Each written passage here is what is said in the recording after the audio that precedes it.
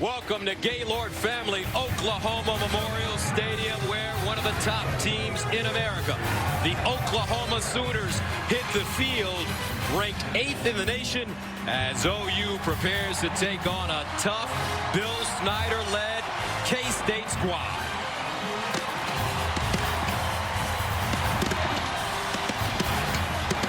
Just absolutely perfect. 77 degrees, no humidity, the sun is out, and we're ready for Big 12 football on Fox. K-State won the toss, deferred. Oklahoma to receive. Nick McClellan will kick it away. Marcelius Sutton, Trey Brown back deep. Wildcats and Sooners, and here we go. Here's Trey Brown from inside his own 5. Gets to the 20 with a lane. Still on his feet to the sideline and finally wrestled down at the 31-yard line. A 26-yard return, and here comes the little dynamo, Kyler Murray.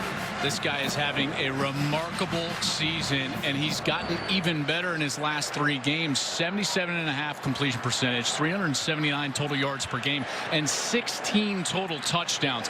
His ability to hurt the defense with his legs as well as with the deep ball is unmatched right now in college football. I expect to see a shot early, and we'll see if he's got a healthy Hollywood Brown on the right side. Last week against TCU, Murray 19 of 24, 213, 4 touchdowns, no picks.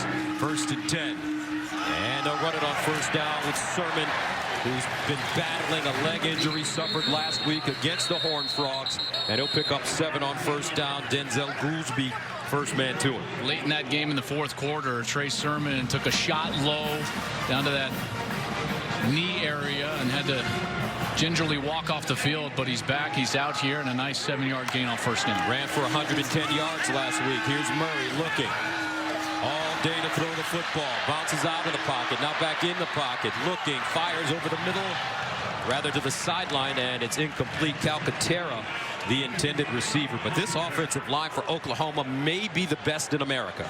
It's awfully close, in particular with the way Wisconsin has struggled. I think a lot of people would have said Wisconsin coming into the season, but OU has been absolutely phenomenal, and they're playing their best football of late. Kyler Murray is going to get a lot of time, and part of that is also the fact that Kansas State does not like to pressure a lot. They love to play blanket coverage in the back end and send a lot of defensive backs out. So expect to see Kyler Murray bounce around in the pocket quite a bit today. 3rd down and 3 at the 38. Here's Murray looking for the 1st down, sideline. Oh, what a beautiful catch. C.D. Lamb over the shoulder. And that's a 1st down for the Sooners. And that first down means tempo. This is when Oklahoma loves to go fast, and here we go. Gain of 9 yards, 1st and 10 to the 47. Murray on the play fake. Steps up, delivers deep down the field, and incomplete. That one intended for A.D. Miller, and there's a flag.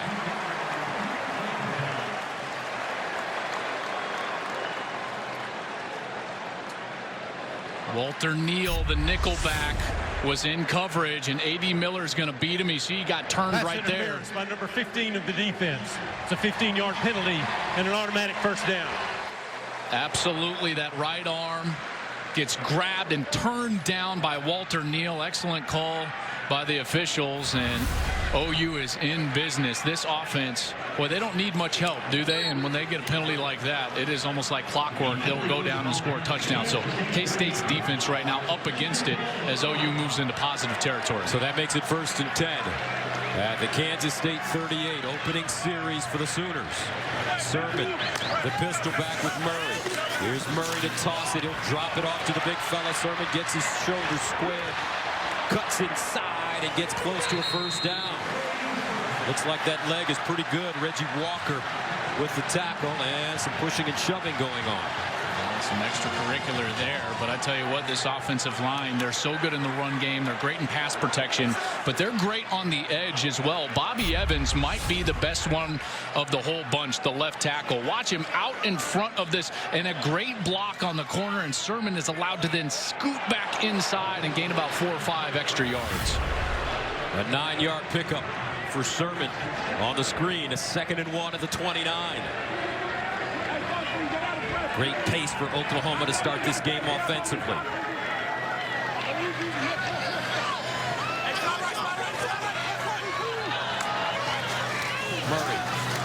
Sermon looking for the first down. He has it. As he goes down to the 25. Daquan Patton with the tackle. And now a flag is going to come out. Second straight play that we've had the jawing and pushing going on after the play. And the flag immediately came out on that far side. Bobby Evans, that left tackle I was just complimenting, he was right in there in the mix and kind of being walked away from the scrum by a teammate. And I love what Lincoln Riley told us early in the season. We asked him how many of them are pros. After the play, unnecessary roughness by number 71 of the offense. It's a 15-yard penalty, and it's third down. So that'll be on Evans. We asked Lincoln Riley how many of them are pros, and what was his answer, Joel? All of them. But this is what you have to avoid. There's no reason for that. Absolutely no reason for that. He comes over, shoves Daquan Patton, and here's why. Daquan Patton, as he's getting up, watch as he's kind of jamming Trey Sermon's face mask into the ground like that, maybe jawing down there. And then as Sermon's trying to get him off him, Evans came over to help out. But what does it always come down to? Who's the second man? And Bobby Evans has got to be smarter than that. He could have gotten in there and intervened in that situation without drawing a penalty by just getting in there subtly and not with a big shove. So they'll move it back 1st and 10 at the 40. Sermon. He'll get close to the 35. Trey Deshawn with the tackle for K-State. I love this. Watch how they're just reading. They're going to unblock, not block that defensive tackle. That's where Kyler Murray's reading. As soon as that tackle just stays put, he gives the ball to Sermon, who's able to get up and get positive yardage. Murray again. He'll loft it. Wide open receiver. And it's Calcaterra. Touchdown OU. 35 yards. Grant Calcaterra had 3 catches at TCU last week. He's a Mackey Award candidate. His 13th reception of the season. When you've got time in the pocket, what happens is that you can clear out the zone, that left side. Watch these 2 post routes. They clear out the safety. Then Calcaterra finds the opening, that soft spot, and Kyler Murray has all day to throw, drops it over the top for an easy touchdown. Austin Seibert comes in to attempt the extra point. And it's good. Oklahoma dominant on their opening series. Going 7 plays, covering 69 yards. They score in a minute 55. 7-0 Sooners. And what they're doing, but clearly a weapon in the passing game. Isaiah Zuber, the deep man, as Seibert sends it away. And as usual, Seibert kicks it out of the end zone. They're going to get this one off, and they will not. Barnes running it, and the play will stand as Barnes is cut down by Curtis Bolton. Yeah, and Barnes is our one to watch. Sponsored by Chick-fil-A. 1 points, redeem rewards. 138 rushes, 788 yards on the season. That leads the Big 12 right now. But most of those, in fact, 600 of those yards have been in the last 2 games. So getting hot at the right time. 2nd down and 11 at the 24. And they'll throw it. Thompson pressured. Thompson, it'll get back to the line of scrimmage as he runs into a player on the Oklahoma sideline. And again, the chippiness over there between these 2 teams, this time right in the middle of that bench area. Abdul Beecham, number 61, going over there to help his quarterback up. Let's see what actually happened at the end of this play. Oh, there you go. There was a little bit of a shoulder on the sideline. That's Dylan Famatao. He's 6'3", 319 pounds, number 91. I don't think that was malicious. He just kind of turns and didn't catch him and get out of the way, and Thompson went straight down, and everyone got in a tussle. 3rd down and 9 at the 26 for K-State.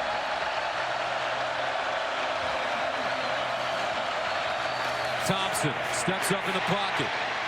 Thompson with running room. Oh, and he is tracked down from behind by Kenneth Murray. Short of the 1st down. And Thompson gets up slowly. But Exactly. It's always dangerous when you get those tackles from behind. This was not a horse collar. Murray did a great job of catching up. Murray's going to be on the blitz, and then he's going to turn and he's going to actually escape back down, and he's going to chase down Thompson down the field. And watch how he doesn't grab the horse collar, but he gets him down to the ground before the first down. And how about that? The OU defense celebrating some success, and as they should. They need confidence under this new defensive coordinator, Ruffin McNeill. McNeill, second game in charge, replacing Mike Stoops as the defensive coordinator. Devin Anctil will kick it away. CeeDee Lamb is the deep man. Lamb from the 15. Bottled up. And finally goes out of bounds as he crosses the 25, a 52-yard punt, a 12-yard return. Blaze Gammon there to knock him out of play. So coming up, Kyler Murray and the Oklahoma offense back on the field right after this.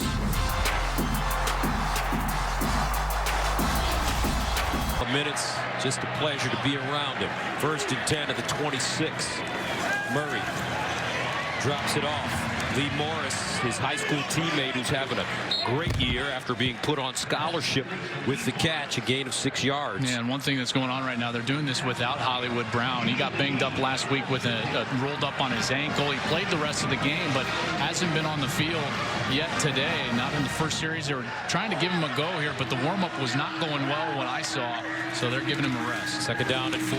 Murray throws it out wide, and a halfback pass, wide open receiver. Oh my goodness.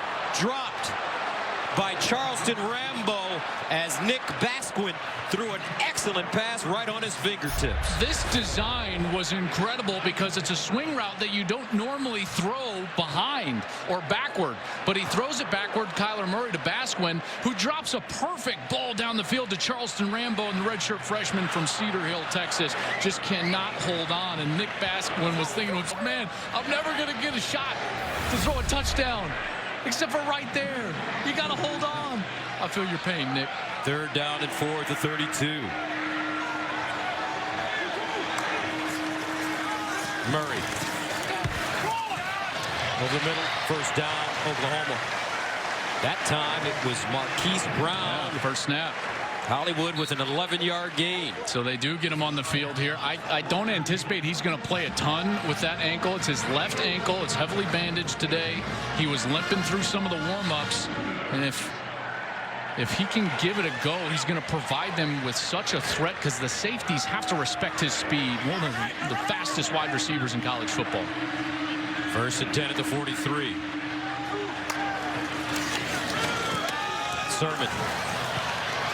Cuts it inside. Nice move. 1st down. He's got a blocker down the sideline. Knocked down at the 30-yard line by Denzel Goolsby after a 22-yard pickup. Just a sensational cut here as Eli Walker, the safety number 7, is going to come up, and he actually does a great job. He's in perfect position, and boom, Trey Sermon cuts back inside, finds another block down the field, and Ford's leading the way. Oklahoma quickly to the line of scrimmage. Murray surveying sideline. Thrown high and caught by CeeDee Lamb. Another 1st down. This time in front of Kevion McGee. You know, we don't talk enough about CeeDee Lamb, but this guy is a sensational player. Just a sophomore. He's 6'2", 189 pounds, and he's great up in the air. We see him constantly, every single week, make great catches, one-handed, up high, going to get those passes that Murray puts above his head. He's just a tremendous asset on the outside. He's got a great catch radius, right, Joel?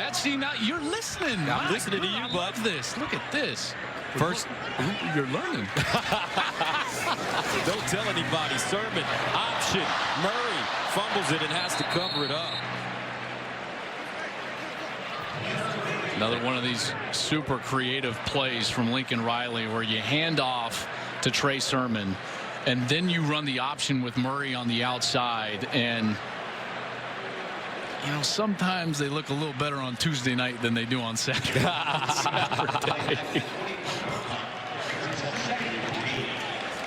It's just hard because Sermon, you know, you got to assume that he's almost never done that. And that's just really tough to expect perfect execution from a guy that's never been asked to make an option pitch. Well, it was not a Thomas Lott pitch, as Sermon this time runs it strong and he'll get inside the Kansas State 15 for a 7-yard gain.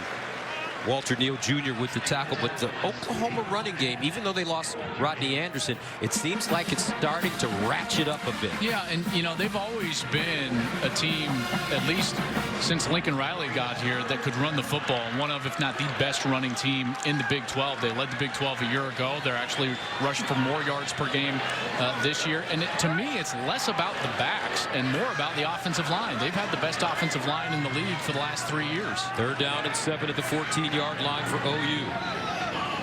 Lamb, the motion man. Lincoln called a timeout late there. He walked down and got the head linesman and called a timeout. Unbelievable drama in that World Series. Can't wait for tonight. Third down and 7 to the 14 for Kyler Murray and the Sooners. On top, 7-zip. Murray bounces out in the pocket. Murray reverses his field and just gets rid of it. Good pressure by Kansas State. Good coverage by the Wildcats. Great coverage. And when you look at this coverage, both to the quarterback's left and to the quarterback's right, you got to keep in mind Kansas State is doing this without their best corner, really their best player on defense. Duke Shelley is out today. He's got 3 interceptions on the year, 2 just last week against Oklahoma State, and they're doing this without him. So some great coverage. Murray nowhere to throw the football. So Austin Seibert, one of 3 kickers in FBS, who is the team's primary punter, place kicker, and kickoff specialist. He's in to attempt a 32-yarder. And it's good. So Oklahoma takes a 10-zip lead with 7:30 to play. Seibert will kick it away. Isaiah Zuber, Dalvin Warmack are the deep men. And Seibert drills it again. Now, if you didn't... And over 7 hours they battled last night. Wow. Unbelievable finish as Barnes drives his way for a few. Curtis Bolton with the tackle. Alex Barnes, conference's leading rusher, is coming off the 2 best games of his career. He had 250 yards against Baylor on October 6th and 181 against Oklahoma State on October 13th. This is an important set of downs here. They've got to move the chains and give their defense somewhat of a rest, or you're going to be looking at quite a deficit here real quick.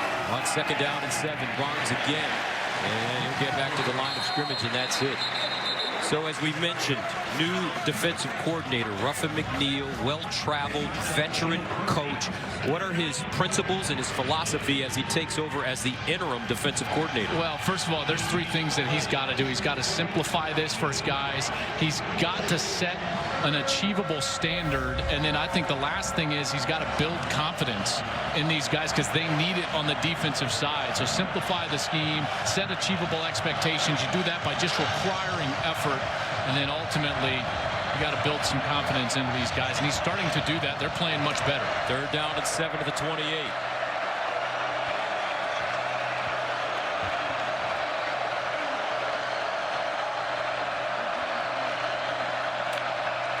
Thompson to throw it. Sideline. And a 1st down. Zuber with the catch. Isaiah Zuber from Stone Mountain, Georgia, with the reception.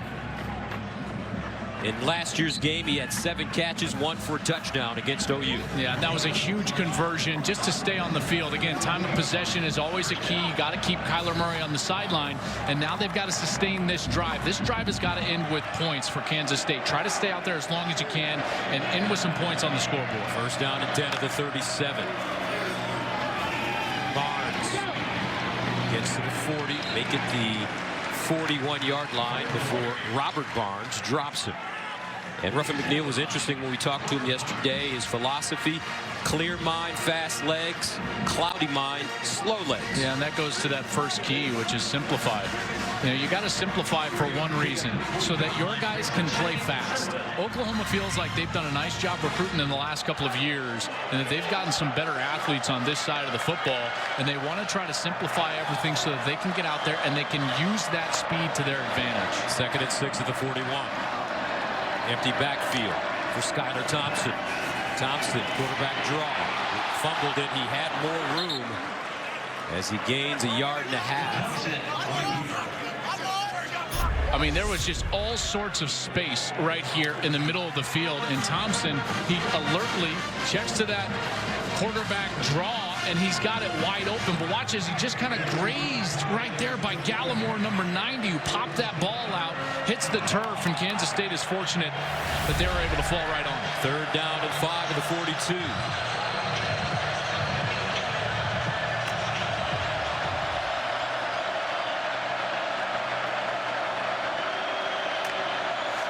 Thompson underneath, and it's caught for 1st down. Nicely done as Dalton Schoen found a soft spot and gained 6 on 3rd and 5. Excellent pass, too. The ball placement was perfect for Thompson. When you get those inside routes that are slant routes, you've got to take your wide receiver down closer to the ground and put it on his frame so that he can protect himself, and you can assure that that ball is not going to get batted down. So an excellent pass there from Skylar Thompson. 1st down to the 48. Kansas State finding some rhythm now. Barnes, and he's ambushed behind the line of scrimmage by Curtis Bolton, the redshirt senior from Marietta, California. Yeah, and Bolton is just going to slow play this, and then bang, he's going to come into the backfield. Watch as he does a great job of slipping by that block, and then he's got Barnes wrapped up in the backfield. A negative play on 1st down. It's exactly what Oklahoma needs. They're one of the worst teams in the country when it comes to 3rd down defense in short yardage. But if they can get you into long yardage, they actually are one of the best in the country. They're 6th in college football if they've got more than 5 yards to go on 3rd down. 2nd down and 11 at the 47. And Barnes stood up. He'll gain a half yard. Kenneth Mann, Overton, and Kenneth Murray all combining on the tackle. That's exactly the situation now we find ourselves in. 3rd and 5 or more yards. Oklahoma is 6th best in college football. The opponent only converting a little over 17% of the time, and they do a great job of getting aggressive on this down and distance. You're starting to see a little bit more man coverage creep in with Ruffin McNeil, and that's exactly what they're going to have right here. Lined up, head up on the outside with their corners. 3rd down and 10 at the 48. Let's see if Oklahoma brings some kind of pressure here. Thompson. All day to throw it underneath and incomplete. Intended for Zuber, but Trey Norwood was there defensively, and the Wildcats will punt it away. And they did exactly what you need to do against man coverage. They ran crossing routes, and as Zuber was going all the way across the field, who was in his hip pocket? Trey Norwood, the sophomore from Fort Smith, Arkansas. Great job by him. He came into this game with 28 tackles on the year. He's actually been playing very well for the Sooners. So Ankto will punt it away again. This time from the 34. C.D. Lamb ready to return. And he has it at the 19. All right, time now for a game break. So let's go to Los Angeles and Greg Wolf. Too well how well Jake Fromm was playing at the end of the year. Kennedy Brooks, look at that handoff. That was interesting, but it didn't fool Kansas State as Jordan Middle was there for the tackle. Mitty, excuse me. Yeah, Mitty is right here, number 9 and 1. Watch how he just gets right past, and there was so much crisscrossing going on. I think that they confused themselves up front, and all of a sudden, Mitty was in the backfield, unblocked, and Brooks had nowhere to go. You ever handed the ball off that way? I've never done that. Well, when my shoulder was separated, I did that, but it was out of necessity. 2nd down and 11. Murray, he's got a receiver, C.D. Lamb, and there he goes. C.D. Lamb. Touchdown, OU, 82 yards.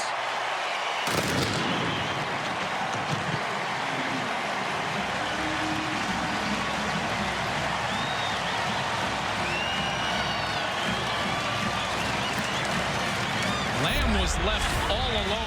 Watch this. There's a breakdown in coverage, and Lamb is going to run just a little post. You see the corner lets him go. The safety bites up, and Lamb was all alone. Murray found him for a race down the field, and that's how quickly it happens. You don't score points on a couple of series in a row, and all of a sudden, Oklahoma is like a basketball team. They're up and down the court. It's fast break time. Extra point good for Seibert. 1:35 to play. Lincoln Riley has the offense moving and grooving here in Norman as the Sooners take a 17-0 lead. Seibert boots it out of the end zone again.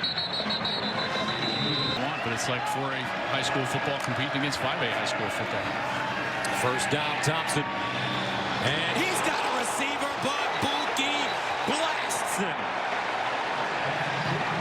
Buki Radley Hiles, the freshman from Inglewood, California, with a big stick. And both players are down. Wow.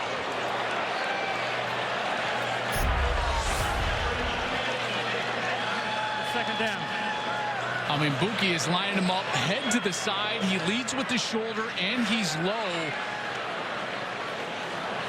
Blaze Gammon is the tight end. Blaze Gammon is 6'7", 255 pounds.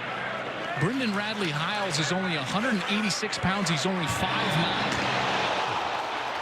My goodness. Second down and 10 at the 25. Barnes this time. Following his blocks. He'll get down shy of the 30. Jalen Redmond defensively for OU. This is more the defense that we saw when we saw Oklahoma early in the year when they were playing against FAU and UCLA. And by that I mean, Gus, they're really sound up front right now, and there's maybe some of that simplicity. These defensive linemen are not getting out of position. You're not seeing the long runs. They're doing a really nice job of corralling Alex Barnes. Third down and 7 at the 28 after the 3-yard gain. Alex Barnes remains in the backfield with Skylar Thompson. Here's Thompson over the middle. Caught. Still on his feet. Shown, and he picks up a first down as he gets to midfield. A 23-yard gain. I tell you what, this is such great patience from Thompson. Watch as he's going to just wait on it, wait on it, wait on it. And then right now, the middle of the field opens wide open for Schoen, and he delivers that ball across the middle, right on Schoen's chest. Norwood is just a touch late. Bolton misses a tackle because he's not wrapping up, and Schoen's able to gain a few more yards. Schoen missed the Oklahoma State game with an undisclosed injury. First down at midfield for K-State. Thompson drops it off underneath. And this time, it's the fullback, Adam Harder. And he'll pick up 11. Kansas State moving the ball as we come to the end of the first quarter. But Oklahoma has a big lead.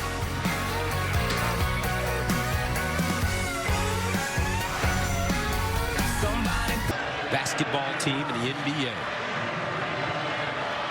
First and 10 at the 39. Barnes. And Alex Barnes gains 5. Well, they've done a nice job through this first quarter against Barnes, and we'll see if Kansas State can start to find some seams in that running game. Kansas State struggled actually early against Oklahoma State running the football, and then in the second half is when Alex Barnes really got going. So expect the Wildcats to stick with the run game, stick with Barnes. Through the first quarter, he only had 8 yards on 7 carries. Second and 5 at the 34.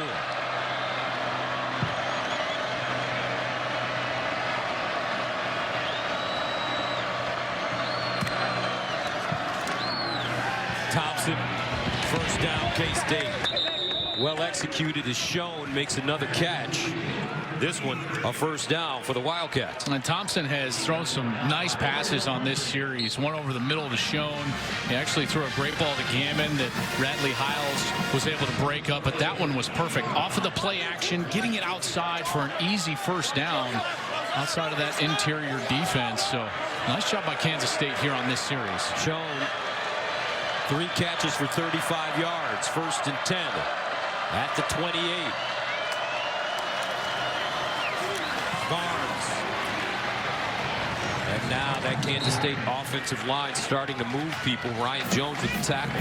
Look at this cut from Barnes. This is just a sensational job. He's just going to get behind his lineman, and he's going to bounce all the way to that right side. Watch there. There's the cut. There's the hole. And then he finds it, gets some more positive yards. Good patience, good vision, good instincts there for number 34. He gained 5 on the play. Alex Barnes from Pittsburgh, Kansas. 2nd and 5 at the 23. Runs it again. Dives forward and picks up a first down. Sean White with the tackle. And this is what they're so good at. You're going to see the pulling tackle here, and the tackle's going to come all the way around. He's going to get a great block, and Barnes is just going to follow that block. They're right there. Boom. You're going to get the block for the tackle. That's Scott France, the junior, number 74. And then Barnes just goes right off of it, just slips off of his hip, and he's able to gain positive yards and gets him into this manageable, easy, short yardage situation. Again, OU comes into this week last in the country, dead last in college football. 79% conversion rate of 3rd down and 4 or less. Jordan Stillman checks in as the pistol back for K-State. They give it to the up back, Barnes, and it's a first down.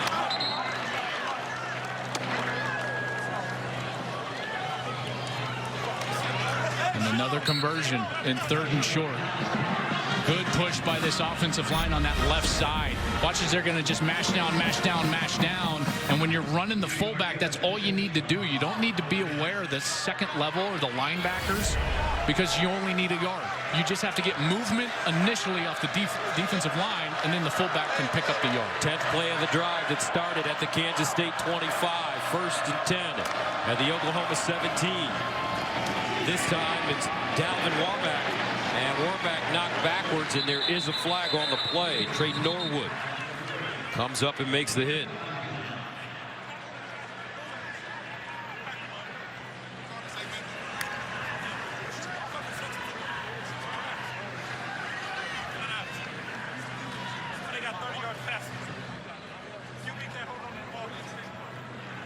They're talking about potentially a face mask in there. A personal foul, grabbing the face mask by number 34 of the offense. It's a 15-yard penalty and replay first down. Okay, watch Barnes here. Here's Barnes. They're going to get him as he's coming up onto the side. The corner, Norwood's going to come up. Watch right here. See how he grabs that face mask and turns it around on the block as he's trying to get a block. That's an excellent call by the official because very tough to pick up. You're always looking for the defensive player in that face mask, but aware enough to understand the turn of the head from Norwood, and absolutely the correct call as Barnes grabbed the face mask as he's trying to get out there as a lead blocker. So they'll back up the Wildcats. They'll be faced with a 1st and 25 now at the Oklahoma 32.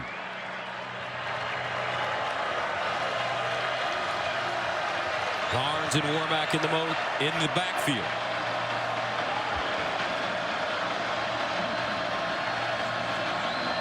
Barnes in motion.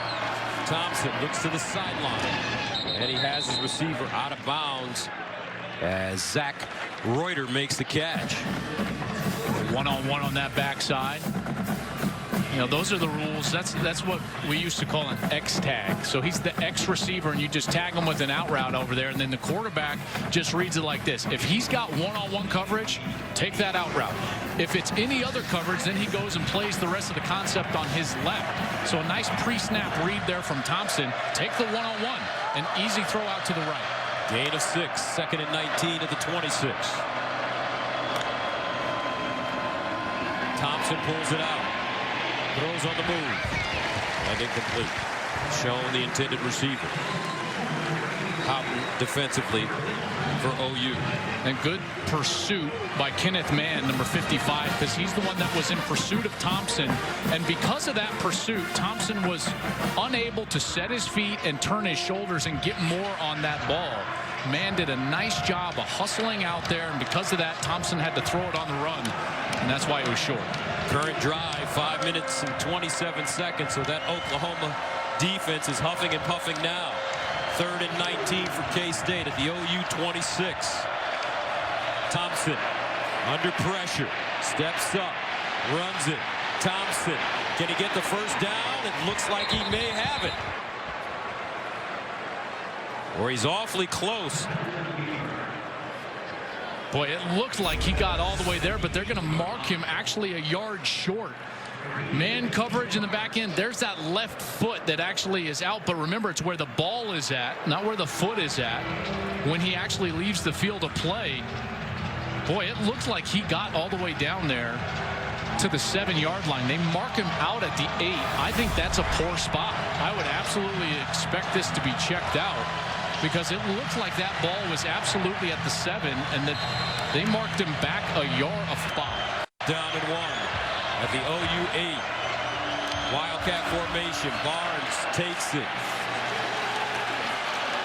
And second effort. Looks like he has it. Got himself all the way with that second effort, partner, all the way to the 5-yard line. Remember, had to get to the 7, and he got there. And OU has still not stopped a single 4th down all year. Now it's 10 of 10 4th down conversions. 4 yards or fewer in that short yardage category for Oklahoma. First down and goal at the 5. 14th play of the drive for the Wildcats. Alex Barnes, no, it's Thompson. And Thompson dives. Did he get in? No signal yet. And it looks like he'll be short of the touchdown. Short of a touchdown. It's second down. Awful close there. He leaps, and he actually does not touch the ground until that whole body comes down. His knee stays up, That's a touchdown. He's above the ground. That ball is hitting the goal line. That's absolutely a touchdown. There's Barnes, and watch as he leaps and nothing hits. There's his elbow right there. Left elbow.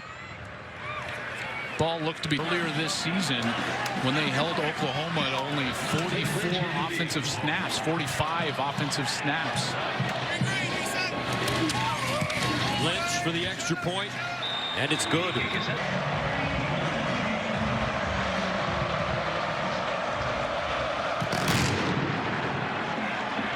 This one kicked into the end zone for a touchback.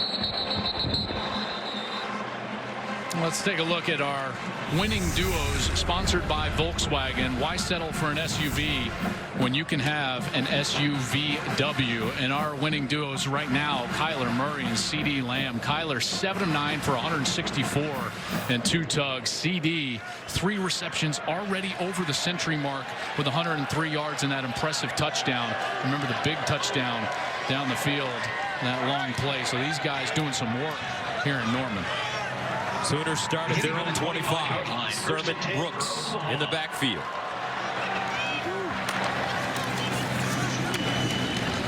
Murray drops it off. Sermon. And he'll get to the 30. Kyle Ball defensively for K-State. This offense is so potent. So potent. Clearly right now, Alabama and Oklahoma have the 2 best offenses in college football, in large part to how well their quarterbacks are playing. Second down at 5. Murray running, and he'll tiptoe his way out of bounds after picking up a first. And that's the difference with this offense, save for what Alabama's doing. Alabama is doing... Can anybody beat Alabama? Well, yeah, I do, of course. I mean, we saw Kentucky lose a couple of years ago in the NCAA basketball tournament. Absolutely, they can be beat. I actually think it's going to take a team like Oklahoma with a great offense that's not going to be afraid of a shootout. Because I don't think many teams are just going to hold Alabama down offensively like they don't hold OU down offensively. Murray. And it's Hollywood. Because think about it. Let's just say, for sake of argument, Michigan goes and plays Alabama. If Michigan's forced to score 35 points, I don't think they can do that. I think, and quite frankly, I think they would just freak out. OU, let's say OU plays Alabama, and you tell Lincoln Riley, hey, first 1 to 60 wins. Great. In the Big 12, we call that Saturday. So mentality plays into this. First down at the 46. Kennedy Brooks in the backfield. He's a talented redshirt freshman. Here's Murray over the middle, and it's caught. Rambo. And he'll get out of bounds after another big gain of 17. Kendall Adams tosses him out of play.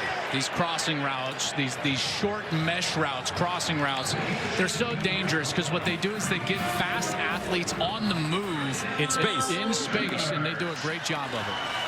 Murray sprints out of the pocket, throws. Another first down. This time it's Calcaterra. Walker Neal tackles him, but gains of 10, 17, and this one a 21-yard gain for Lincoln Riley and the Sooners offense. This is just ridiculous how efficient they are, how fast this happens. Terra's going to take a break, but they clear out his zone for Calcaterra. Outside receiver runs straight down the field. Corner goes with him. He just drops into an out route. There's nobody there. Vacated zones. No one takes advantage of vacated zones like Oklahoma in the sport. They do an unbelievable job of it. First down and 10 at the 15. Murray, another short pass. This time it's Miles Tees. I mean, everybody is touching the rock right now for the Sooners. I mean, it looked like it was awful close. They're going to call him out, that he stepped out. He was trying to tiptoe down this sideline. Watch right there, and he just kind of touched that white line, and then that's where I think that they called him at the 3-yard line. That's the best offensive line in the Big 12, lining up inside the 5 with Kennedy Brooks in the backfield. First and goal to the 3-yard line. Not only do they have Brooks in the backfield, they have a quarterback that can run it. Option, pitch, Brooks, 6. OU, 4 possessions, 4 scores. 23-7. Well, it's just going to be right here. You're going to stare at this outside linebacker. I mean, I have no idea what you would do if you're in that position. Daquan Patton is in no man's land because he's not going to catch Brooks on the outside, and it takes just a block or 2 by a wide receiver, and you're in for 6. Great design. Austin Seibert with the extra point.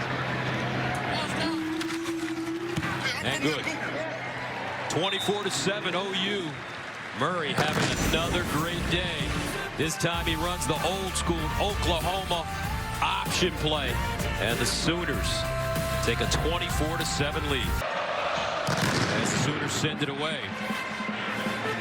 Deep in the end zone. For a touchback.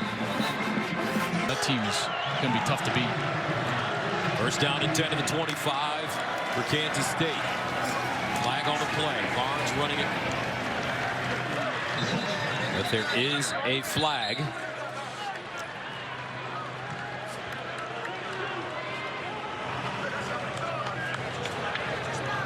An illegal formation. There were 5 in the backfield for the offense. It's a 5-yard penalty, and it's still first down. All right, let's check in with Jenny Taft. Well, something to keep an eye on, guys, for Buki. We did see him get hit earlier in that game, and for Bradley Hiles, he isn't in the mix right now. They had been spending some time massaging his left thigh right above the knee, and also someone to watch out for when it comes to Kenneth Murray. You know, he's been dealing with stingers. It's something they told us in the past. He is often getting massaged in that low back, uncomfortable at times, trying to stay loose. Kenneth Murray on the field. First and 15 at the 20-yard line after the penalty. Silman in the backfield. They give it to him running left, and he's taken down. Kenneth Mann. Shot out of a cannon with the tackle. Yeah, this is a great job by Kenneth Mann. Watch, he's going to fight through the block and get himself all the way on the outside to the right. That's when he gets into the backfield. Now he's in position to affect the play, and he gets Barnes down to the ground. Second down and 19 after the 4-yard loss.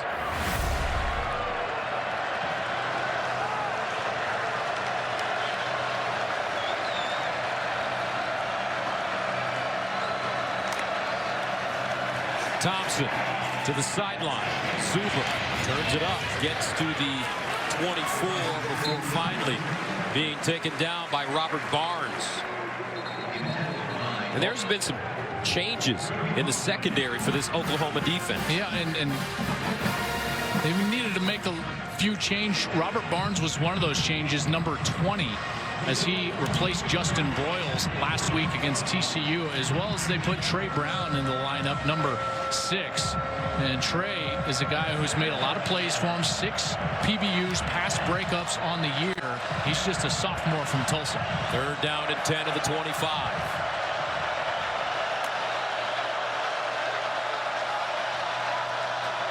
Play clock winding down. And they need a timeout from the sideline. Kansas State calls their second timeout of the half. Of a Ruffin McNeil wrinkle that they've got going on. Thompson and incomplete. Looks like he had a receiver, but Justin Broyles right on Dalton Schoen's back. And the Wildcats will have to punt it. And that's a tough matchup for Broyles because he's only 5'10". Schoen's 6'1", 207 pounds. But he did a great job of getting right in his hip pocket. Here's Broyles in the slot, and he's just going to get right in his hip pocket. And watch how he recovers, gets his head back around, and then his hand in there to knock it away. Wildcats send it away. C.D. Lamb backpedals.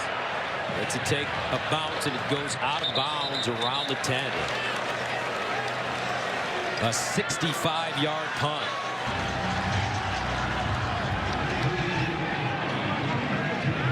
First and 10 of the 10.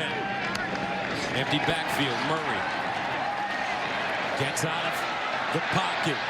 Murray with the speed. Sideline run, and he's out of bounds at the 35. This kid has incredible speed. Oh, I thought you were going there. I thought you were going there. What do you mean? You know what I mean. What?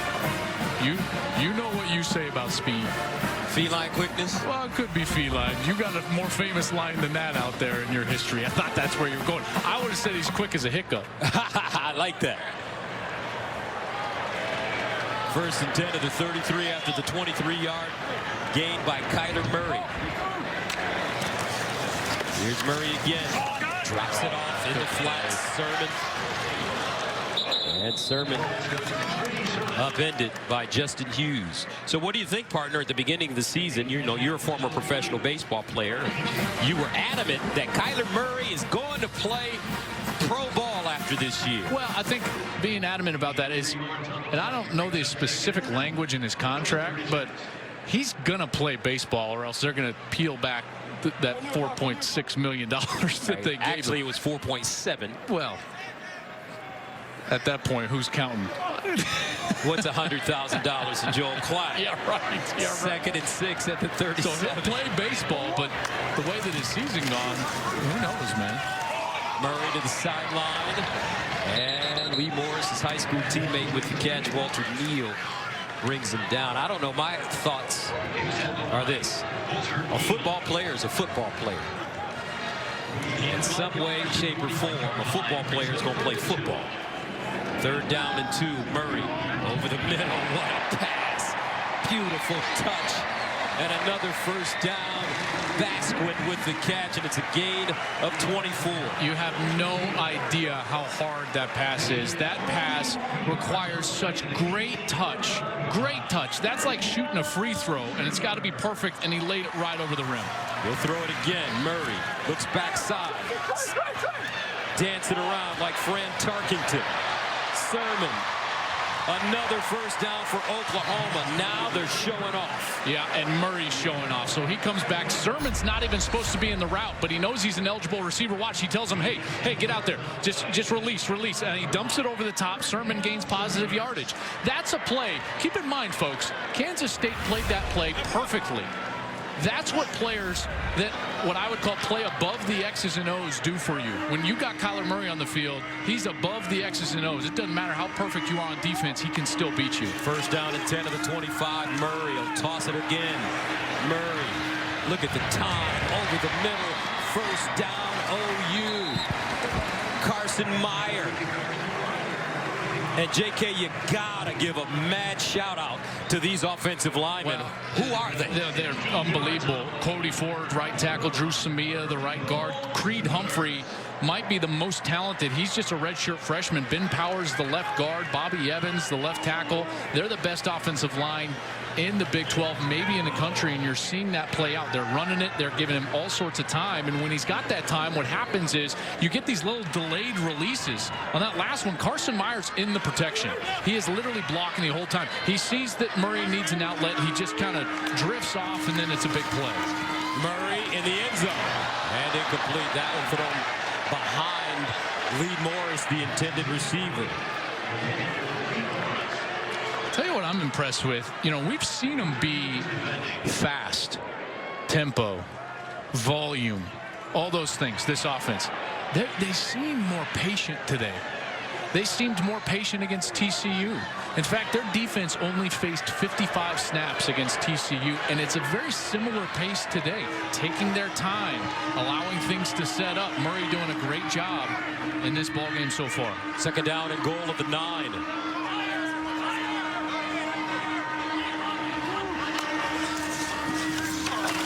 Murray runs it. Touchdown, Oklahoma.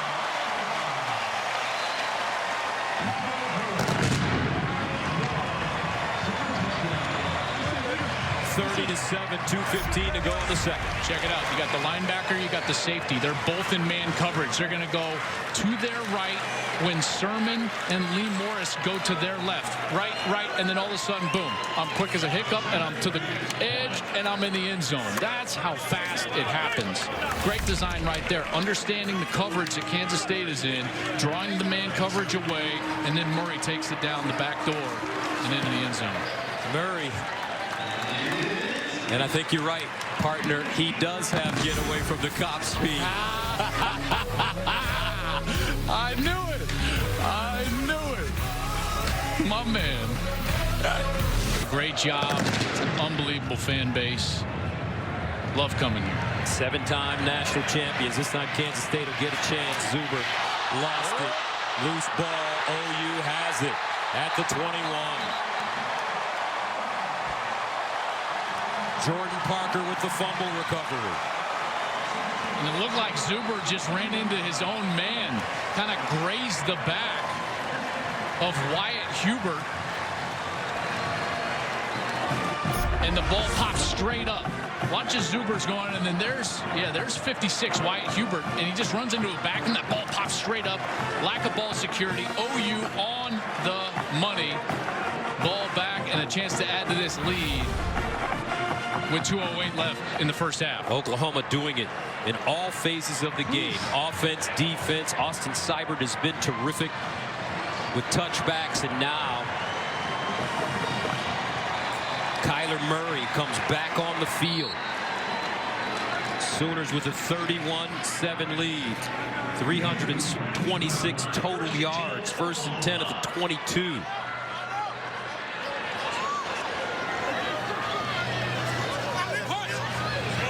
Sermon switches sides. They give it to him. Sidesteps. Gets through a keyhole. Still on the move and picks up a first down.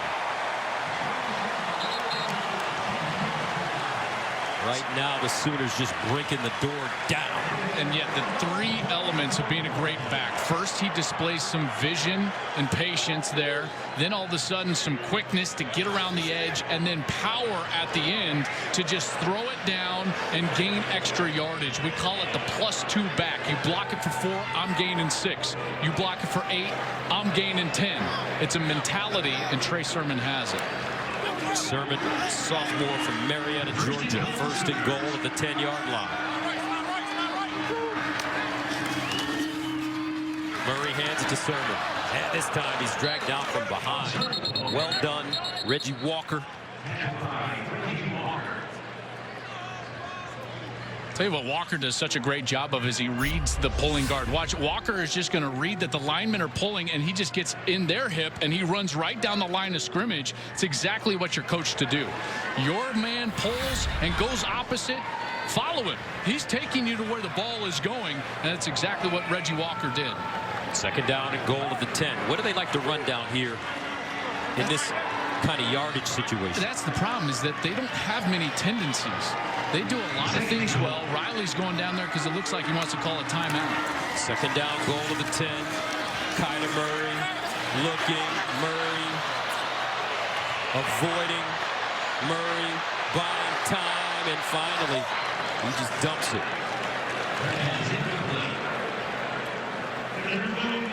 That brings up 3rd down and goal at the 10-yard line. Well, he was smart to get rid of that because he would have lost huge yardage. But the other intelligent part of what Murray just did is he understood that that ball had to get back to the line of scrimmage, and he was so far back that he knew he had to throw it basically down the field and out of bounds in order to avoid the intentional grounding call. But now on the third down, look for them to try to clear out a zone and then get somebody in the soft spot of the zone, like a swing route to this bottom side, or even a guy like Calcaterra as the wide receivers clear out and he heads to the corner. Hollywood Brown, the receiver at the bottom of your screen. They go in that direction and incomplete. That's exactly what they tried to do. Calcaterra to the corner. I thought Murray threw that one a bit quick and a little bit too hard for a back shoulder catch for a tight end. And Kansas State avoids the quick turnaround after the turnover, and now they're forcing at least a field goal opportunity. So a nice job by this defense, and the coverage did a great job. Lincoln Riley, he wants more. He wants execution at all times. Austin Seibert. Now we talk about the many future pros on this Oklahoma team. Here's one of them. Their place kicker, Austin Seibert. From 27 yards away, and it's perfect as usual. Will he be a punter or will he be a kicker in the NFL? That's the big question for this young man. 34-7. That's the lone loss for Iowa, and right now they're giving Penn State all they can handle on the road. Zuber from the goal line. And Zuber goes out of bounds close to the 20-yard line. That's right, Nate Stanley.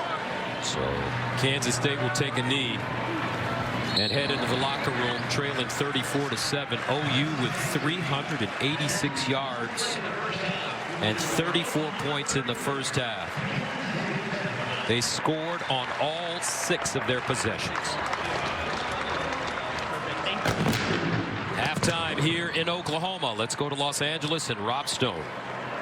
Tell you that in the last couple of years, sitting behind the eventual Heisman Trophy winner Baker Mayfield, this guy Kyler Murray was engaged. He was engaged in learning. He understood what he was getting into, and he's obviously done a great job. All right, let's check in with. The way we're attacking, other than a couple third and longs, we can be better, but we're getting there. It's a work in progress. All right, Jenny, thank you. 1st and 10 at the 25 for K-State. And Thompson throws it up high to the sideline, and it's caught. Nice catch on that play for Malik Knowles, who switched his number from 81 to 4 before the game. Yeah, and he's getting a chance at some action because another backup, Isaiah Harris, number 2, was actually out, and Malik Knowles, who was 81 coming into this game, had to switch to 4. He's just a true freshman from Mansfield, Texas.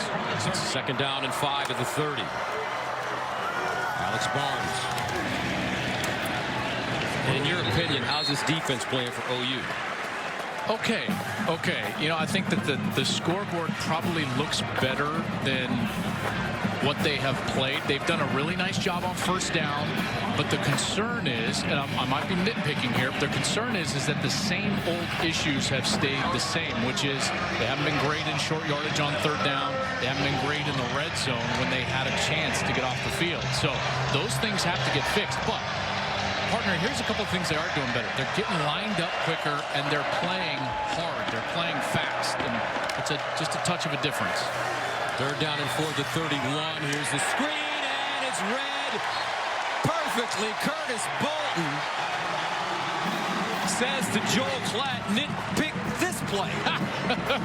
I tell you what, Bolton does a great job. Here's Bolton. He's right at his linebacker position, and then he's just going to not get fooled. Watch how his eyes are there. His eyes are there, and then now he comes in for that screen, even though Thompson was faking that pass to the right. So a great job of being disciplined with your eyes. That's always what you hear from defensive coaches. Eye discipline. That was a great example by Bolton. 4th punt of this game for Kansas State. C.D. Lamb ready to return it. And Lamb will get a shot. Flag on the play. C.D. Lamb. And he's driven down at the 25. Nice special teams coverage for Kansas State. A 57-yard punt and a 10-yard return. Isaiah Harris with the tackle will make that Robinson. 1st and 10 at the 9 for his offense. And the handoff. Kennedy Brooks gets downhill. Chopped down. And around the 14. Good tackle by Eli Walker and Justin Hughes. But it is a 5-yard gain. And we'll see how long the starters stay in. Marquise Brown is on the field. He's at the top of your screen for OU. You got Murray still in the ball game. You know, it is 34-7, but See if they go down and get a quick score, it might be over for the Stars. Here's Brooks, first down, hits the sideline. Kennedy Brooks, the redshirt freshman from Manfield, Texas, cuts it inside. Touchdown Sooners, 86 yards.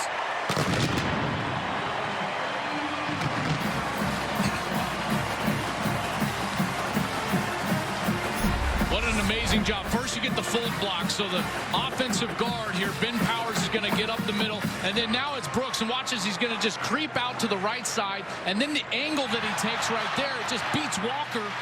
He gets to the sidelines, and now he's gone. This guy has home run ability, and then the cutback, and he gets himself into the end zone. Wow, another explosive run from Kennedy Brooks. It seems like that's all this guy does. It's 10-plus yard carries every time he touches the ball, it seems like. But what a block by Ben Powers, number 72. He cleared the path.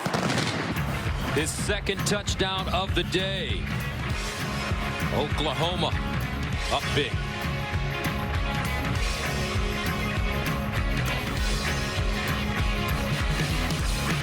As they are putting it on Kansas State right now. 7 possessions, 7 scores.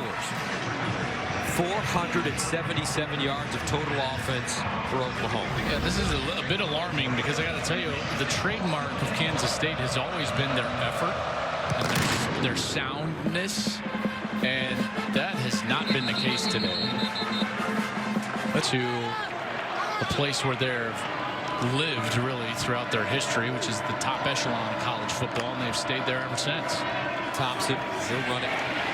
And that defense there once again. As a matter of fact, Bob Stoops was an assistant coach for guess who? Bill Snyder at Kansas State. He also was on the staff with him at Iowa as a graduate assistant under Hayden Fry. Yeah, a lot of ties there, and a lot of things started back at Iowa. You know, he was on that same staff with Snyder back in '83 with Barry Alvarez, Kirk Ferentz, all those guys. And when Bill Snyder got the job in '89 in Kansas State, he took Bob Stoops with him, and they really for 4 or 5 years orchestrated one of the great, if not the greatest turnaround, and really it's not even a question, the greatest turnaround in college football history is what Bill Snyder and his staff, including Bob Stoops, was able to do at Kansas State. Second down and 14, Thompson, and it's caught, shown, and he's driven out of bounds by Justin Broyles. So let's take a look. There's that. Born in 1983, Lincoln Riley is the second youngest coach in FBS. What was Bill Snyder doing in '83? Well, he was part of a legendary Iowa coaching staff as an offensive coordinator under Hayden Fry. On that staff with him, Kirk Ferentz, Barry Alvarez, Dan McCarney, and a graduate assistant who eventually will get the big nickname, Big Game Bob Stoops. Third down and 1 at the 34. His little brother's having a pretty good year at Kentucky as well.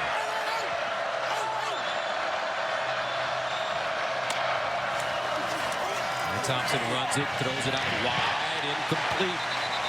Shows the intended receiver. And Kansas State will punt it away. This is a poor read by Thompson. He's got blockers for blockers here, and he's got the count. All he's got to do is run for the first down. There's only 2 players on this side of the line. All he's got to do is keep this ball, dive for the first down. He threw it way out wide on the throw to Schoen that, I got to tell you, that's a low percentage throw. Running to your left, trying to throw it to a wide receiver, also running away from you. There's a tight window to throw that ball there, and they're going to have to punt it away. Ankto punting for the 5th time. And CeeDee Lamb lets it go out of bounds. Will OU continue to put it on Kansas State? Kennedy Brooks says, if you put me in, that's what I plan to do. 41-7.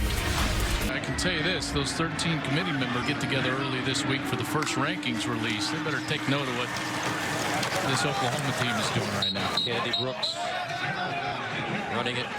And I don't know if you remember, you're probably too young, some of those great Oklahoma teams with Thomas Lott, Billy Sims, and later on they had guys like Marcus Dupree. This is I was during more my youth. familiar with those 80s teams, you know, because they were in the Big 8. I grew up near Boulder. My dad would take me to Colorado games and watch some of these great Oklahoma teams. North far side.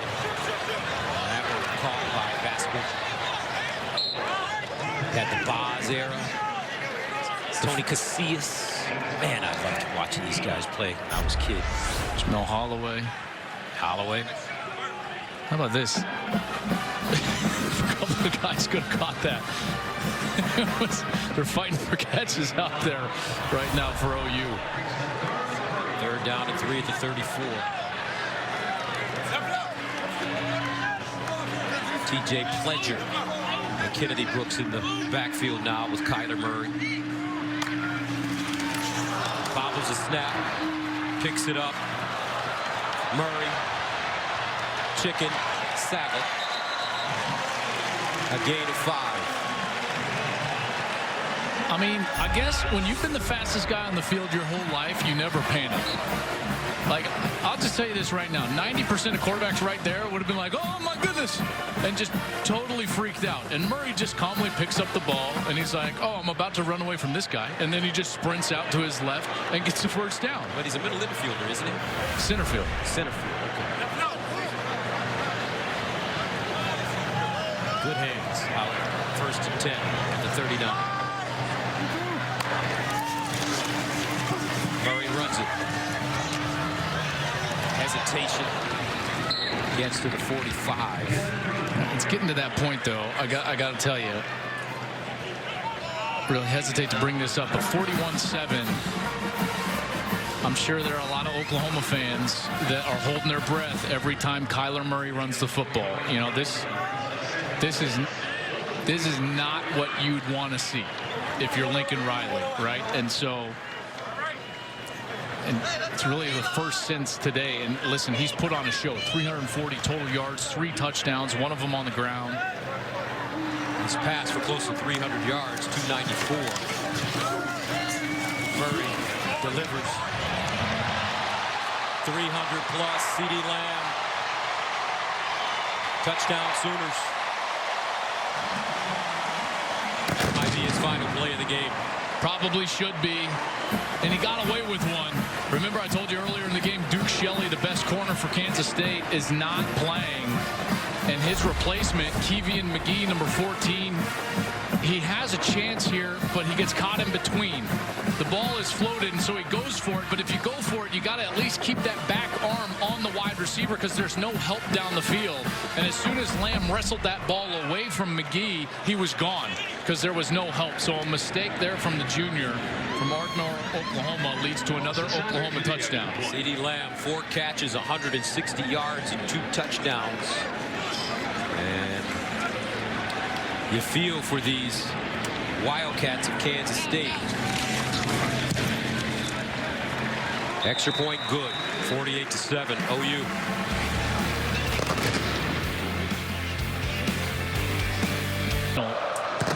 Person but player, and he's likely to be a first-round draft pick this April. Talk about buzzsaw, you know, and part of it has been the defense, in particular, Gus, in situations like this on first down. Here's the first down run. Looking for room. Warmack, and a nice gain, close to a first down. And for more on Dalton Reisner, let's go downstairs to Jenny.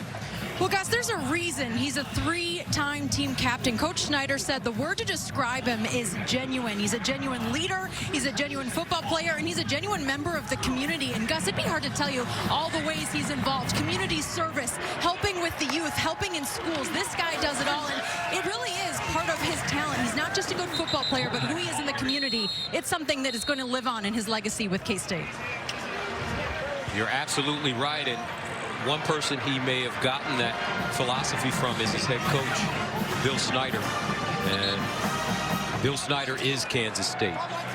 He's been a terrific leader, member of the community, person. But at 79 years old, you just wonder if it's time. 1st and 10 at the 37. Thompson. Incomplete. Yeah, I mean, shoot, man, that's it's a question that I think has been posed and speculated over for a few years, obviously, and even probably more so, Gus, 2 years ago when he was dealing with that, you know, the throat issue, the throat cancer, and he came out of that. He's healthy. He seems like he wants to coach some more. Here's the hard part for someone like me. You know, if you study this sport, you realize that Kansas State was borderline going to get kicked out of Division I because they couldn't put enough fans in the seats in 1988. You know, you had the average, I think it was 12,000 fans. Oh, my goodness. Jalen Redmond with the tackle for the loss.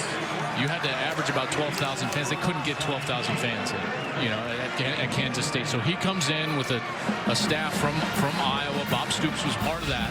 And they hadn't won a game in 3 years. I'm talking about 3 years. And all of a sudden, he turns it around to the point where in 1996, they're #1 in the country. They've only missed a bowl 3 times since 1995 when Bill Snyder has been the head coach. So he is the program, which then it makes it, you know, boy, that becomes hard. It's almost like, hey, man, you can do it for as long as you want to. Sideline throw and caught. Looks like that's Malik Knowles.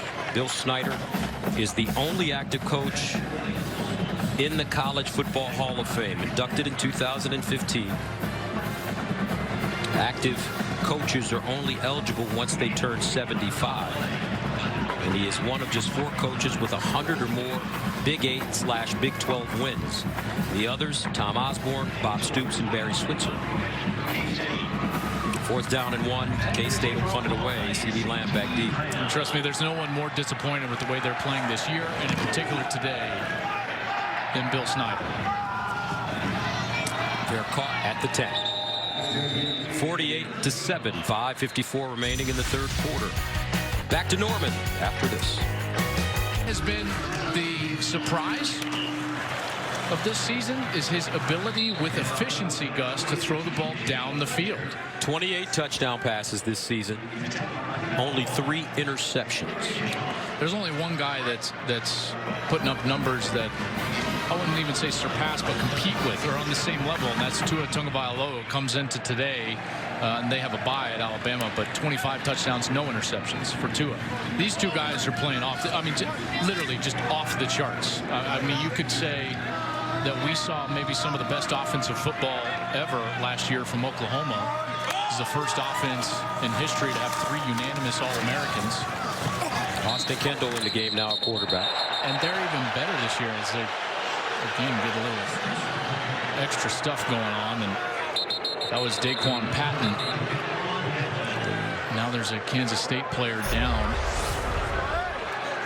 And Pledger, he kind of gets thrown down. Yeah, there was no need for that. No need for that. And injured player, that was Justin Hughes. Looks like he got kicked. Yeah, it was kind of, maybe even his hand. Watch his right hand. It's in the kind of in the face mask. And you see how and then he gets kicked. You're absolutely right, Gus. No need for that. No need for that from Daquan Patton. Wildcats obviously frustrated. Down 48-7. This Oklahoma offense has had their way with the Kansas State defense. 8 possessions, 8 scores, 550-plus yards. And we're still in the 3rd quarter. 3rd and 6. Austin Kendall looking for the 1st down, and he has it. Now, Austin Kendall played so well in spring ball and even through fall camp. Remember, it wasn't until late in the fall that Lincoln Riley even named Kyler Murray the starter. We all expected it because we know how talented he is. I don't think we expected the season that he's having. But Austin Kendall played incredibly well in the offseason. I was here for their spring ball game.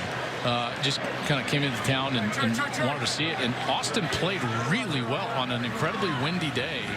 And that was the reason why Lincoln held out on naming a starter, was because of the way that number 10 was playing. 1st down to the 22. Pledger in at running back. And Pledger running 1st down as he's finally taken down by Eli Walker after a 13-yard gain. Austin Kendall has played now in 4 games, including today. And a flag on the play. Yeah, late flag. This is going to be on Tyrese Robinson, number 52 for Oklahoma. And the emotions get the best of him here. He's blocking down the field. Nice long run by Pledger. And he's blocking against Wyatt Hubert. And he just starts shoving him, shoves him a second time. Then he shoved him a third time right in front of the official. This is well after the whistle. Totally ill-advised. Absolutely should draw a penalty flag. And Tyrese Robinson is going to be the culprit here.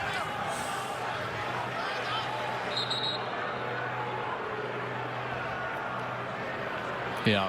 These guys are deliberate out here today, but they're just. And I think they're doing a great job because it's starting to get really chippy out here, especially when you consider the score. You know me, I'll be candid anytime. Daquan Patton, the last play, they absolutely missed it. They call this one. This is a good play, catch. A personal foul by number 52 of the offense. It's a 15-yard penalty, but the runner made the line to gain, so it's still first down. The reason that took so long is they were trying to say, here's 50, here's Tyrese Robinson. See Hubert and him are running. Okay, there's the first push. And then there's another push. And that's obviously the one that draws a flag. And there you see the flag come in. And they were just wondering, okay, did he have the first down? And then because that's a dead ball foul, so is it 1st and 10 or was it not 1st and 10? So that's why there was some confusion about the administration of the penalty. So first down at the 20-yard line.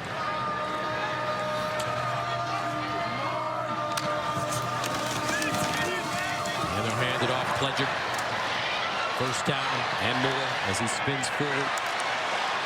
That offensive line, backups in now, continuing to fire off the football, but another flag after a 17-yard gain. More stuff behind the play.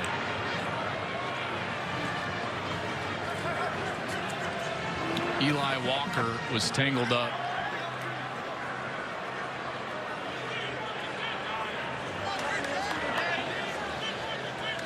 It looked like maybe A.D. Miller. Personal foul, unnecessary roughness by number 7 of the defense. It's a 15-yard penalty and a first down. This is I got to tell you, I've been around Big 8 and now Big 12 football. I played in this conference, Gus. I've never seen Kansas State play with this pedestrian of effort and this undisciplined a character. Never in my life. This is as low as it's gotten for K-State in a long time, and very frustrating. If I was a Wildcat fan, I would be incredibly frustrated with the way this team has played and performed, and even more so, and this is the disappointing part, behaved. First down at 10 at the 48, and a fumble. Kendall picks it up, and Kendall bouncing around and slides down close to a first down, and they may give it to him. I think he'll be just a touch short because remember it starts from the start of the slide exactly when he gives himself up, so it'll be about a yard short. But that's twice now in like as many series where we see the quarterback fumble work out for Oklahoma. I would like, does Lincoln have this in the playbook? It's like, okay, on this snap, drop it, and then the hole will open pick it up, and then we're gonna go. Lincoln Riley has a lot in his playbook. As a matter of fact, when we talked to Ruffin McNeil yesterday, he talked about what it was like to coach with Lincoln when he finally got a chance to hear him. And the calls. Here's a reception, A.D. Miller. And A.D. Miller, nice stick for Kansas State's Jerron McPherson. Yeah, how about that? Jerron McPherson played 1 year in the junior college ranks. Then he redshirted once he got to Kansas State last year in 2017. He's from Butler Community College. But he comes in and he replaced Eli Walker, who had that penalty earlier in the series, and he comes in right away and makes a nice little stick on A.D. Miller. This offense, though, they don't, I mean, it doesn't matter. You put another quarterback in. Here's the thing about Oklahoma right now. Lincoln Riley is recruiting at such a high level that their backups, very similar to Clemson, very similar to Alabama, their backups are as good or better than anybody out there. Pledger. He's proving that he is definitely a serviceable backup for OU. Kyle Ball with the tackle. I think TJ Pledger would be the primary back at probably 8 of the 10 Big 12 schools. As a true freshman, he was a 4-star recruit. He was a U.S. Army All-American. He chose OU over Clemson, Georgia, and Ohio State in a heated recruiting battle. But he's got a stable of backs in front of him. Trey Sermon, Kennedy Brooks, Marcellus Sutton, who's a senior. And let's not forget earlier this year, Mr. Anderson, Rodney Anderson, was really the primary back. Second down and 2 at the 21. And the Sooners stay on the ground with Pledger, and he picks up a first down. What makes Lincoln Riley such a dynamic play caller? Oh, gosh. You know, a lot of it is instinctive, and part of it is his rhythm. And this is what yesterday Ruffin McNeil talked to us about. The first time he ever heard Lincoln call plays, he was astounded by the rhythm. There was no panic. The call was ready. It was almost like the drummer of a great band. He's the one that kept everyone on pace, on tempo. The offense flowed. It had rhythm, in part because the play caller flowed and had rhythm. But it only works, that rhythm, Gus, when you see it. And he sees the field exceptionally well. He understands what the defense is trying to do, and he combats it. Sutton this time. And Sutton breaking tackles. Gets close to the 5, a 12-yard run, ball with a tackle. And I forgot the most important part. You ready? Yeah. His jimmies are better than Joe's. You know, that's a big part of that as well. And Lincoln has done a great job recruiting. Riley won the Broyles Award as the nation's top assistant in 2015. He's a Lubbock native, former walk-on graduate at Texas Tech, who played behind Cliff Kingsbury. Right now, he's in front of Kingsbury and the rest of the Big 12 offensively, 48-7. Kyler Murray out of the game now. After a big day, Austin Kendall leading the charge, and Oklahoma's Pledger running the ball, and he runs into a brick wall by the name of Jerron McPherson. I'll tell you what, you talk about taking an opportunity and running with it. We hadn't seen McPherson on the field much today. Eli Walker goes out there, who's been a pretty good player for them, gets an ill-advised penalty after the snap, and all of a sudden we've got Jerron McPherson in here making some plays. I like it. Even the OU guys saying, oh, I see you. Buki is like, okay. Second down and goal at the 3.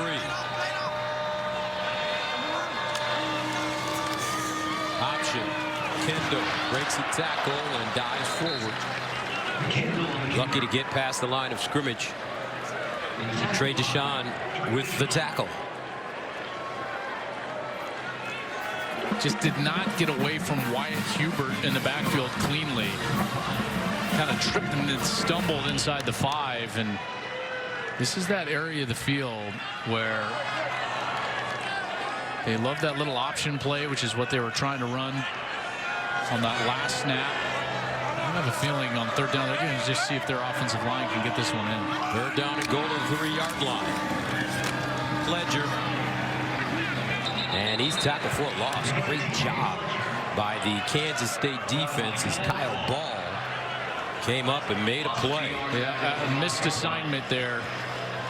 What you're going to get here, watch right here, you're going to get this action from the fullback, and that's Jeremiah Hall, and he's going to miss the block. He's got a block 44 right there. I mean, it's set up perfectly, but he just totally whiffs. He goes to the outside, and Pledger's got nowhere to go as Kyle Ball is right in his face. Austin Seibert trying to make it 3 for 3 on the day. He's hit a 32-yarder and 27-yarder. This one from 22 yards out. And good. 51-7. 12:57 to go in the fourth quarter.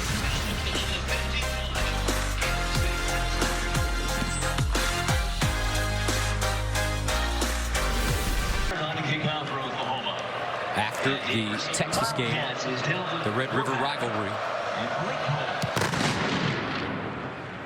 And Seibert bombing it again. Now coming up next, it's game 4 of the world. Walk-off home run for the Dodgers, earning them the win in the 18th. First down and 10 at the 25 for K-State. They throw it out wide, and it's caught. Nice play this time for Kansas State as Gill makes the reception. And this Oklahoma team, you know, in the midst of this transition defensively, Gus, they're going to have to find an identity on that side of the football. They've been so entrenched as an offensive-oriented team, and now Lincoln Riley making the switch from Mike Stoops to Ruffin McNeil as the defensive coordinator, just to try to make a spark, get a spark, you know, a new voice, something to hopefully improve this defense. Ruffin McNeil not only has head coaching experience as Kansas State's Silman, Picks up the first down, a gain of 12. He was at East Carolina, but going all the way back to when he played at East Carolina, he was coached by the legendary Pat Dye, who went on to coach at Auburn. Bo Jackson, there's Ruffin, two-time captain on that East Carolina team. He got his graduate degree from Clemson in counseling, a master's in counseling. So at an early age, he was preparing himself to mentor young men. First down and 10 at the 44, coached under Danny Ford at Clemson. Here's Silman. And McNeil told an interesting story because Pat Dye played for the legendary Bear Bryant at Alabama, and he said sometimes he'd go to practice and he'd see this man in this jacket and this stingy brimmed cap, and it was the Bear. Man, you talk about an imposing figure over the history of the sport, the Bear. And obviously, I think he's the only one that you could put in the conversation along with Nick Saban as maybe the greatest head coaches of all time. Thompson winds up, throws it down the field, and nobody home. And before all you OU fans hit me up on Twitter, yes, Bud Wilkinson would be in that conversation as well. Barry Switzer. Barry Switzer might be in there. Gonna get a pass interference here on the defense. And let's be honest, right? Pass interference by number 11 of the defense.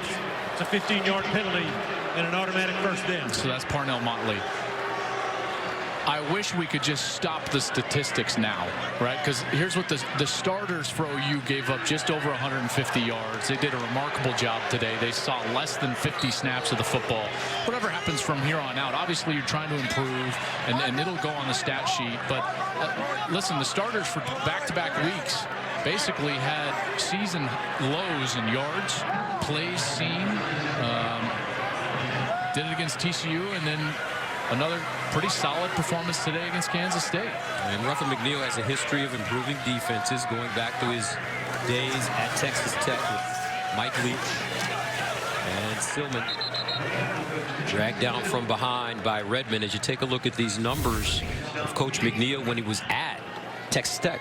And this is once he became the interim DC at Tech. And after the first 4 games, they made the switch. And then from that point on, that defense improved so much. And then what's interesting, I think what's more interesting is the relationship that was forged between McNeil and Lincoln Riley once Mike Leach lost that job.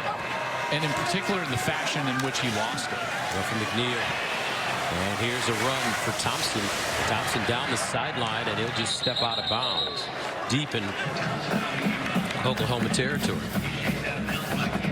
And he's doing a very similar thing here because the first 6 games they were giving up just north of 420 yards, and their third down percentage was not very good. It was decent, but not very good. And then the last 2 games, they've given up 225 yards total, 132 through the air, and gotten off the field at a clip of, upwards of 65%. So solid turnaround, at least in the last 2. And the first 2 for Ruffin McNeil. First and goal at the 9. And the handoff. Silman, touchdown, Kansas State.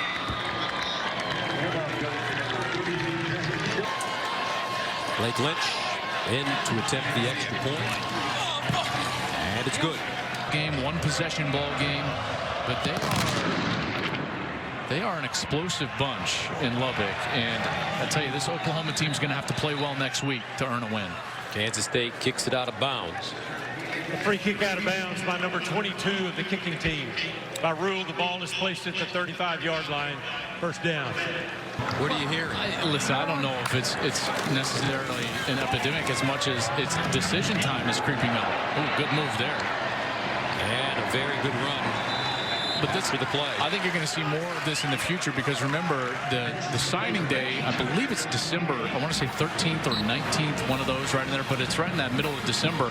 And so now these high school kids, they're being, pressed by the recruiting coordinators and these coaches to kind of submit that commitment, and they're having to. So if they are going to decommit or take another official visit or do anything where they're going to look around, then they're going to tell people that. And Gus, I just think it becomes more of a story now. There's a fumble, but covered up by OU.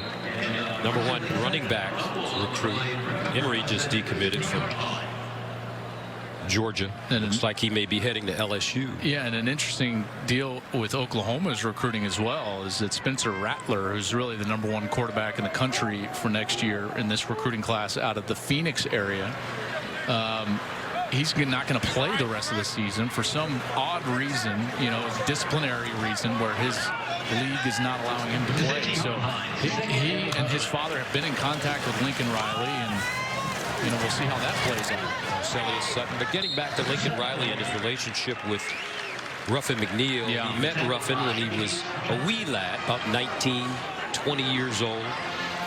He was just basically a volunteer assistant at Texas Tech. He was dating his now wife, and they were teenagers, essentially, 19 years old. And Caitlin and he were walking in front of the building, and Ruffin was like, "Hey, what are you doing with him?"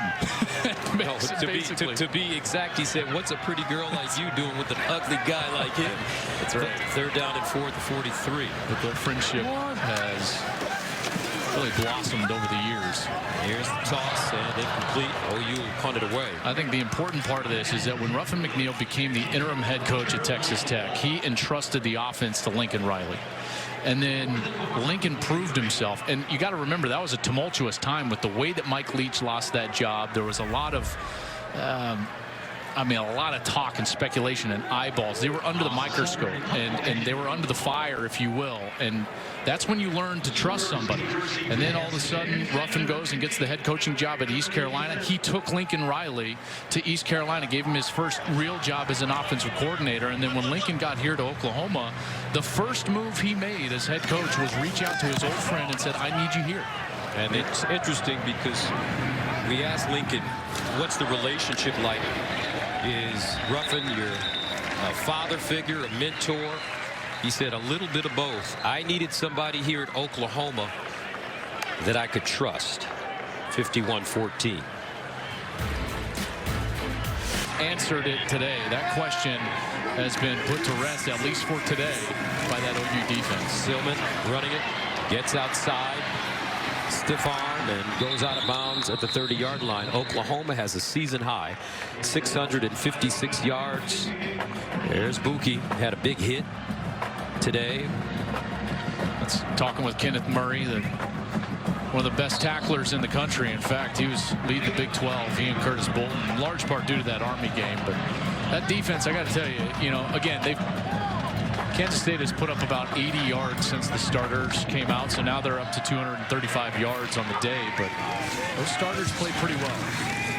Silman and our Jenny Taft has more on the players' relationship with their new defensive coordinator. Well, it meant a lot to hear from Curtis Bolton when he told me, "We are happy Coach Ruff is our guy." He said, "We trust the guy," and the nickname he used for him, Gus, I know you're a nickname guy, he said, "We call him Sheepdog because he's going to protect the herd." And the best part about it, Curtis told me, is he isn't a new coach now that he's the DC. He has been the same, and we believe in him. He trusts us. It's been an easy, smooth transition. All right, Jenny, thank you very much. This one thrown out of bounds. Ruffin McNeill's father, Ruffin McNeill Sr., was a football coach, and he was always known as Ruffin. Ruffin McNeill Jr.'s nickname, the defensive coordinator now of Oklahoma, his nickname is Tuffy. So if you see him in the street, say, "Hey, Tuffy, how you doing?" He'd probably answer that faster than he would Ruffin, actually. But these kids have played hard the last couple of weeks. They're down at 6 at 34.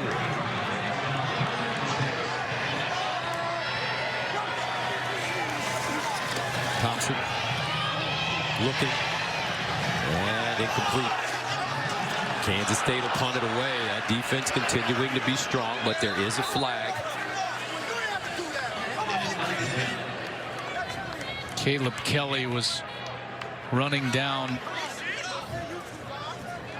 That's one thing Coach McNeill talked about with us yesterday. He said, "I want to make sure my guys understand that we don't need needless penalties." I don't know if this is against OU. Yeah, definitely is going to be. Caleb Kelly was the one chasing Thompson down. I think that they felt like after the play, he just gave him too much of a shove, too close to the sideline after he let go of the ball. Personal foul, roughing the passer on number 19 of the defense.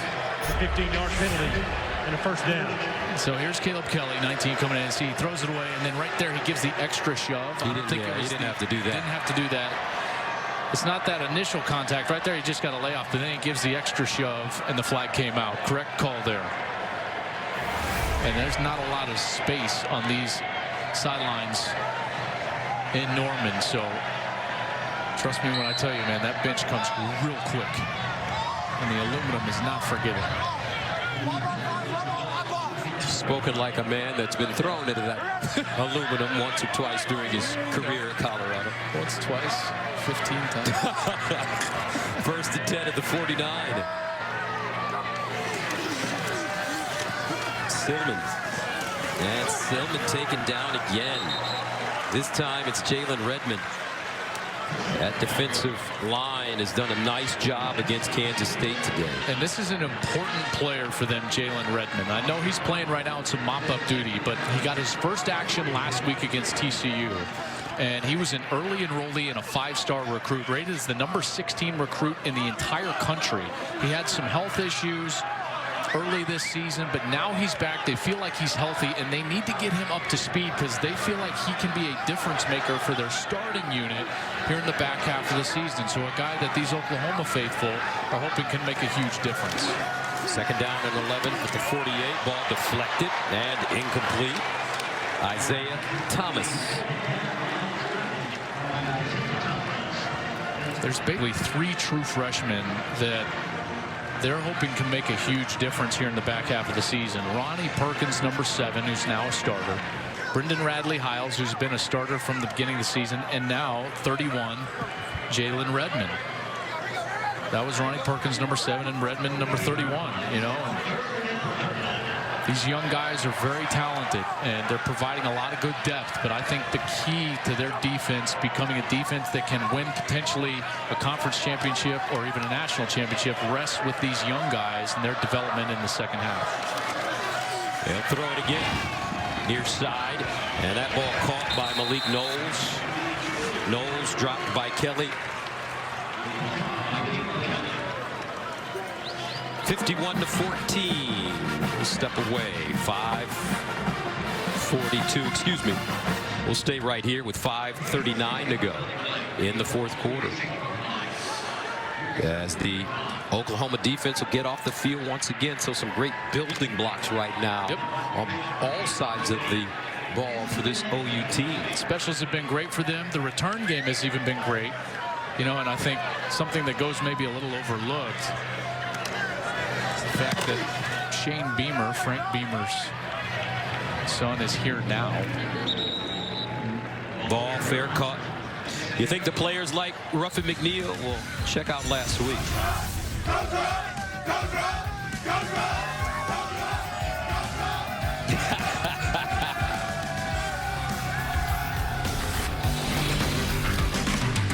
Gonna erase that 21-point deficit and win the ball game.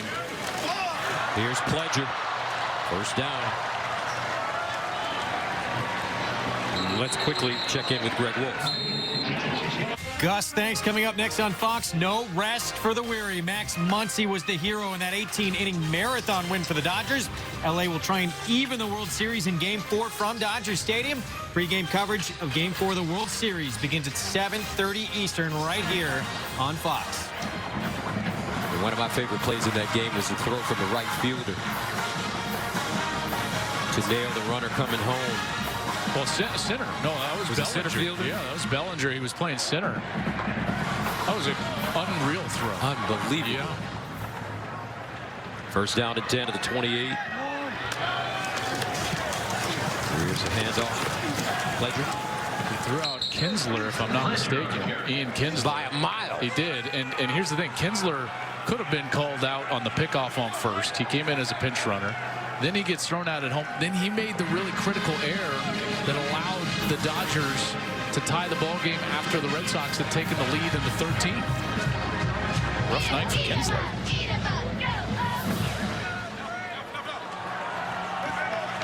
Joe Buck.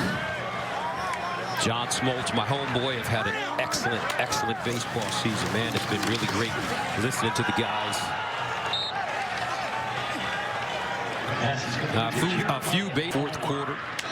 Austin Kendall in a quarterback for Kyler Murray. Hands it off to Pledger. And Pledger still on his feet. Picks up a first down. Great run. Great run. Boy, you can see the talent with this kid, can't you? Pledger. Yes. What a special young player. They got a lot of these young players, man. I got to tell you, we talked also with Lincoln Riley. I know you fans aren't going to want to hear this, but with the way the NFL is going and evolving offensively towards the college game, they're coming, okay?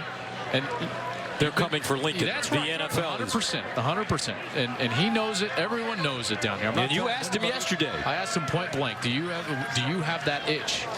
You know, and he said, and I believed him, and he said what he should. He said, no, I really don't. I'm in a good spot. And he said, and this was the important part, I know we could be great here for a long time. And that's the truth. That's the absolute truth. And you can see it with some of these young guys. And I can tell you, he, along with Kyler Murray, his quarterback, they feel this year, and I think it was the impetus to the change that he made in the midseason, the defensive coordinator. He feels like there's unfinished business as far as the championship is concerned from last year. He knows that there were a couple of play calls he wants back from that Georgia game in the Rose Bowl. He knows that they were the better matchup against Alabama, and he's desperate to get back into that position. 2nd and 6 at the 46. And Pledger again. And if you listen to the rumor mill, if Jason Garrett does not survive with the Dallas Cowboys, many feel that Jerry Jones will come after Ruffin McNeil. Lincoln Riley. I mean, excuse me, Lincoln Riley. Who knows? Ruffin might follow him down there. They take each other everywhere, so it might be the same. But I wouldn't be shocked if Denver came after him. OU's got 704 yards of offense. Pledger with a career high 103 yards rushing. Part of a 300-yard day rushing for OU. Wow, man. But more importantly, the defense played well. They did. And down the stretch, they're going to need a better effort. You know OU can score points on anyone. Ask Georgia, but can they defend? You can't score 45 and lose. Like they have the last 2 times they've lost. Georgia and Texas. And how crazy would it be, and no disrespect against West Virginia, if Texas and Oklahoma were to meet for a second time this season? I don't think that's ever happened. Texas and OU playing twice in 1 year. But it could be headed in that direction. We'll see what Texas does tonight against Oklahoma State in Stillwater. Well, partner, last week we saw a team that had 1 loss, and I said that it's real, it's legitimate. They've got a legitimate shot at the playoff. And we see another team this week with 1 loss that it is absolutely real. Oklahoma has a legit a shot of the playoff as anybody in the country. That team last week was Michigan. The final score here in Norman, Oklahoma. The Sooners with 51 points, Kansas State with 14. The offense explosive as usual. The defense getting a little better. Here's Jenny Taft. Gus, speaking of that explosive offense, today, Coach, a season high in total yards for you on offense. Kyler Murray is responsible for a lot of that. You highlighted his competitiveness to us yesterday. How has he continued to make this offense better? He's playing within himself. You know, he's understanding the different challenges that all these different teams have brought, and he's continuing to improve. Not listening to the outside, continue to work and improve, and kind of just relying on the expectations we have within our walls, and that's what he needs to keep doing. Some changes defensively with this team, and you said you wanted to see progress. Where did you see progress today? And we played a complete game. You know, we really stopped the run well. Other than a couple 3rd and longs, the first half really played well. The energy, the emotion, we're tackling better. We're just playing better team defense. Some teams have that special it factor. You had it last year. What is that it factor for this team this year? Well, you continue to find that as you go along. You know, you continue to battle back throughout the season. It's a long season, but we've always played our best ball here at the end of the year. Now it's time for championship November. We can't wait. All right. Thank you, Lincoln. All right. Thanks.